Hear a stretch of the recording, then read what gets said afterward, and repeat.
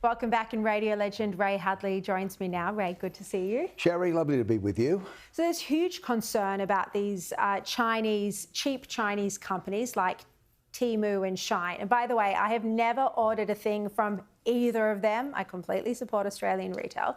But there's estimates that up to $3 billion are being spent on each of those companies each year. And the issue is that Australia, because of the US tariffs, it's expensive for China to import to America. So Australia has become a dumping ground for these very cheap Chinese companies. Now, we've seen these campaigns in the News Corp papers today to buy Australian products, and a lot of big names backing this campaign. Very hard ask, though, without legislative changes. I did a piece in the Daily Telegraph supporting News Corp for supporting the idea of getting manufacturing back.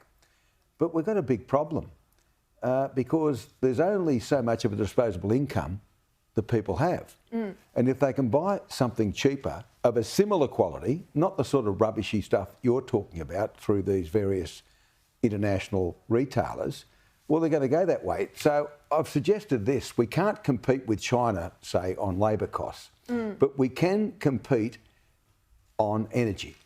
If we get rid of this notion that everything has to be renewable and rely on baseload power, well, maybe that'll kickstart manufacturing. But I'm at pains not to blame Anthony Albanese, although I like to blame him for a lot of things. This is a conga line of Liberal and Labor governments that have turned manufacturing on its head in Australia. And just people out there would understand this. In the 1960s, I was at school. Now, at the start of every school year, mums and dads take the kids off to get school shoes. Back in the 60s, you bought Australian-made school shoes. There was a factory at Hassel Street, Parramatta. My mum would take myself and my sister to get the shoes manufactured in that factory. And they'd have a factory outlet. You go and buy it. We now import 110 million pairs of adult and children's shoes. You're flat out finding a shoe in a retail setting that's made in Australia. And that's just shoes. You look at clothing, you look at appliances, you look at a whole range of things. And to turn this around, as the Prime Minister, he says, I want to be the person to lead manufacturing back. Well, you're going to have a tough job. I don't know how you're going to lead it back. And I commend Katie Page from Harvey Norman and Twiggy Forrest and Dick Smith for joining News saying we've got to do it.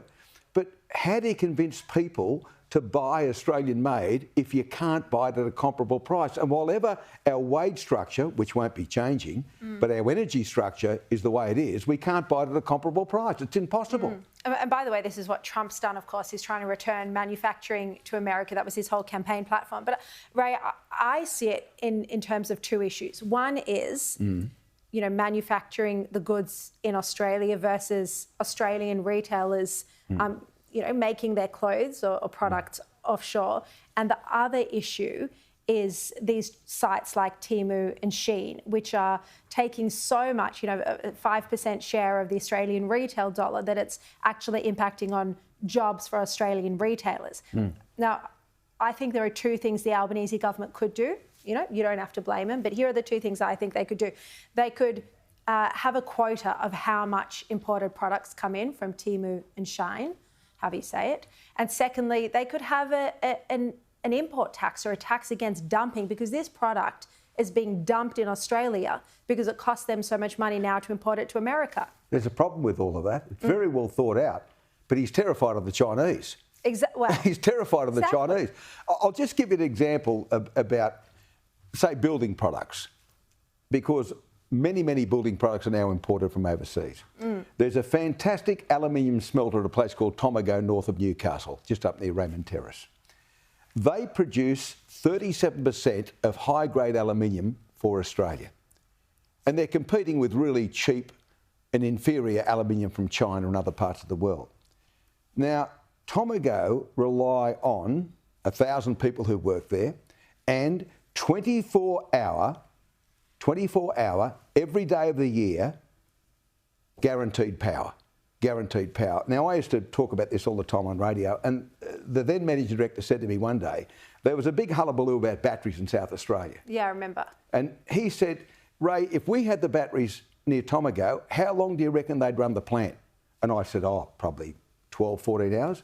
8 minutes. Wow. 8 minutes it would run the Tomago smelter. Now, Tomago is a great company, but they might in the end say, this is all getting too hard. Let's go and do it somewhere else.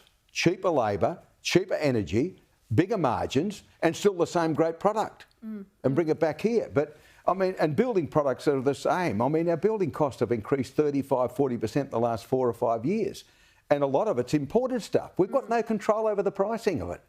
And I don't know how you unscramble the omelette, because this started decades ago. It didn't start last year or the year before. People say, oh, COVID. It happened. It didn't happen during COVID.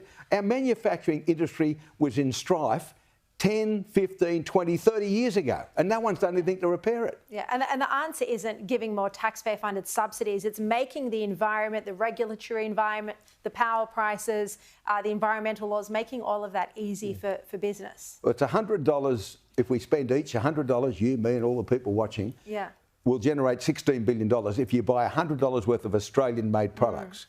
Or just Australian retailers. Well, yes, but if you want to kickstart, because the retailers will sell imported products anyway, so it has to be discernible as Australian-made, not Australian imported. But I don't think you can blame consumers here. I think families are doing it so tough that if they can get very cheap products from these Chinese sites, having said I do not do it, but if you can, then of course families are going to do it. So I think it's up to the Albanese government to have things like the dumping tax and the quotas. I think they need to do that. I'm just thinking something very funny. You know how you don't do it? My wife went to a site in the last 6 months, and she's overseas at the moment, so I can tell the story. I won't get into trouble. She bought a dress from a place called Byron Bay Trading. Now, Byron Bay, it's a beautiful place on the far north coast of New South Wales. It arrived, it looked like a corn sack. And when she complained, it had come from Shanghai or somewhere in China. Wow. But they used these images of lovely and beautiful women on the far north coast. It had nothing to do with Byron Bay. Anyway, she was persistent, finally got a refund. Well, good on her to fight for it and get the refund. Yeah, send it back to Byron Bay in Shanghai. Ray, great to see you as always. Thank you so much. Lovely to talk to you. Bye-bye.